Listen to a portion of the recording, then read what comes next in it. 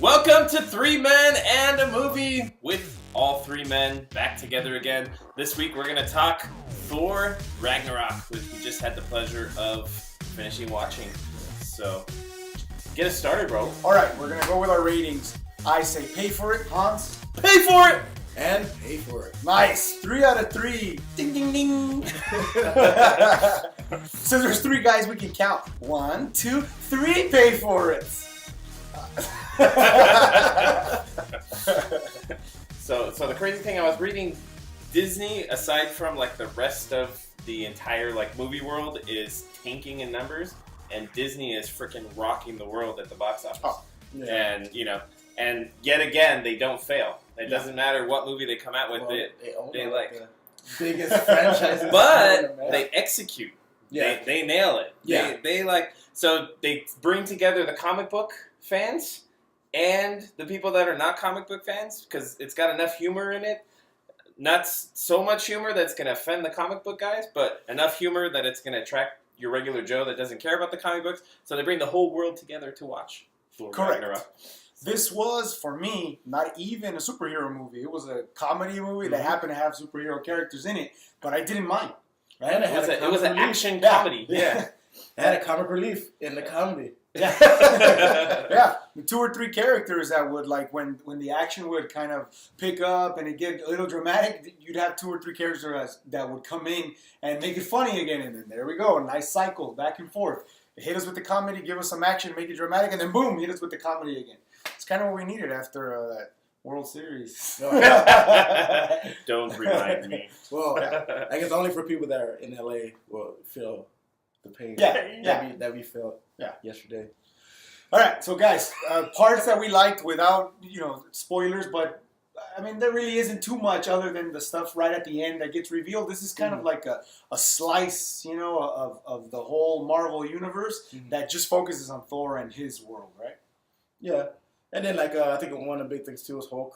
There was a lot of stuff with Hulk that was pretty dope. Yeah. And I kind of hope they make a movie of Hulk of him just traveling to different places. In random spots. With a backpack. Sitting on the airplane.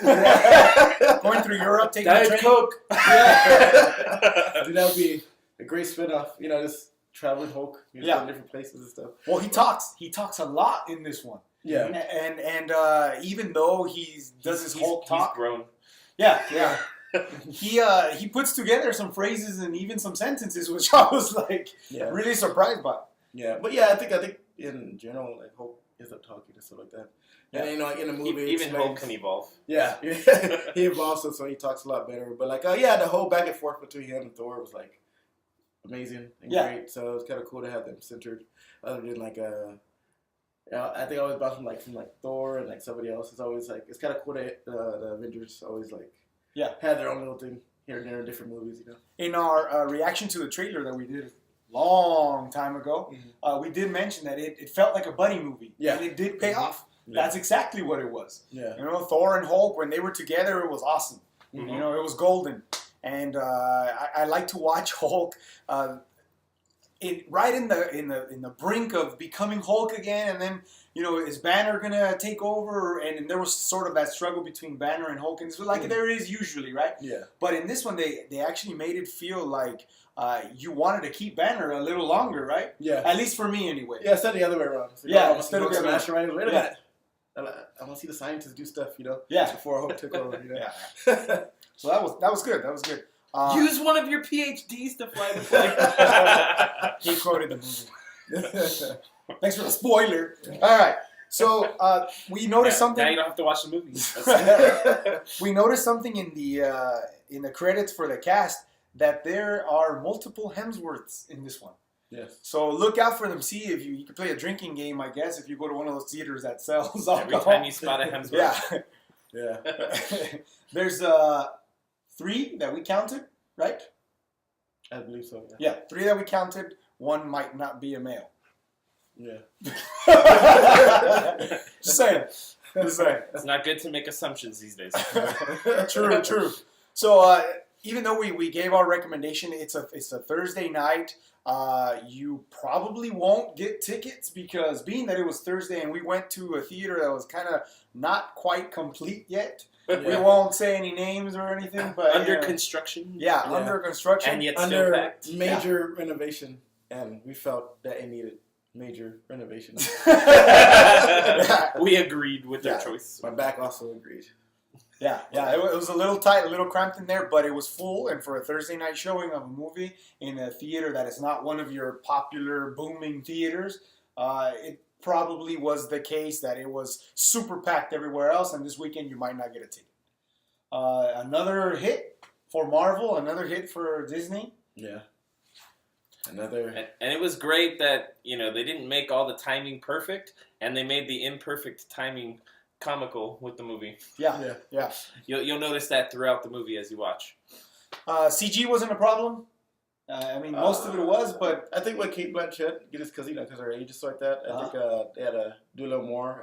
I believe with her action stuff, so you could tell there was a lot more CG involved in her action scenes. Yeah, but it was still good. I can't complain. If I had a nitpick, that would be something I nitpick. Yeah. And if you nitpick, then now you'll get the Marvel people against you. Yeah. Like you did with the DC people. Bring the hate. You just want everyone to hate on you? So, Justice League, they have their game cut out for them. Yeah. Because this one was really entertaining. I was talking to Byron on our way out of the theater, because we parked close, and we had a rough week with some sports related stuff, and then work related stuff as well. And this really picked me up. It made me feel good. It made me laugh. And the action sequences were good. The story was easy to follow. There wasn't too much complications here and there, and not too many twists or surprises. It was pretty linear. You knew what you were going to get going in. The trailer wasn't misleading for us. What we thought we were going to get, we actually ended up getting and delivered. And great success. So, guys, anything else we want to add on before we sign off for tonight? A lot of silence. I want to Go add, Dodgers. Yeah, I want to add that I'm really happy that the Revengers are back together. The good thing about this movie kind of suppressed my very sorrow drinking habits that I picked up over the last 24 hours. Yeah. They're actually drunk right now. Almost. Just one good one. I choose not to. So with these guys drinking, we're going to sign off. This has been another episode of 3 Men and a Movie.